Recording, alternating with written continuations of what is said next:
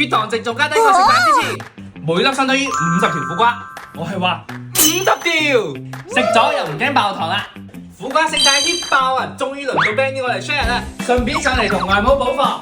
嗱，我就係等外母食咗1個月，話到明真抵得喎，先嚟分享俾街坊。外母有高血糖，餐餐一啲油水都唔敢有，真係唔敢啊！食多啖飯就即時飯氣攻心，好容易攰就瞌眼瞓。唔好話想食翻嚿餅啊！呢隻2004日出嘅日本定序苦瓜勝肽，唔係普通苦瓜咁簡單，每粒相當於50條苦瓜。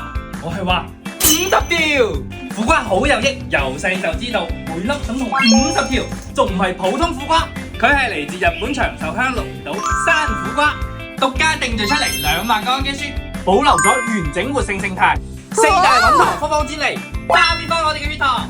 以前係血糖揸住我哋生活，而家有救啦！血糖穩定翻好多啦，全家都開心晒。我哋嚟實測一下外母食飯前嘅血糖，9.3都係有啲高。飯前整2粒苦瓜勝肽就 OK。趁外母食飯嗰陣，我就同你哋講多啲啦。呢個苦瓜勝肽佢有3個定序，係佢嘅專利嚟嘅。定序 number 58、59、60，佢哋分別有唔同嘅效果。58直接降低糖，59吸走入邊嘅脂肪，60就更加直接啦，包住我哋食落肚嗰啲糖分，阻止啲糖唔俾個胃吸收，食咗又唔驚爆糖啦。有苦瓜勝肽就可以放心飲飲食食啦。食完飯休息一陣，嚟實測一下外母嘅血糖。哇，血糖值仲加低過食飯之前。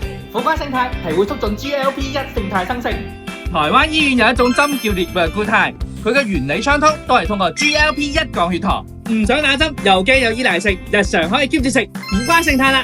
苦瓜勝肽都叫做口服瘦瘦針，通常嚟講佢有3降3升效果，降血糖、降血脂、降胰島素濃度，仲提升肌肉量、提升基礎代謝、提升飽足感，成個人狀態都翻晒嚟。每日2粒，簡簡單單即穩血糖，快啲留言 PM 我哋，同外母一樣做個血糖揸飛人啦！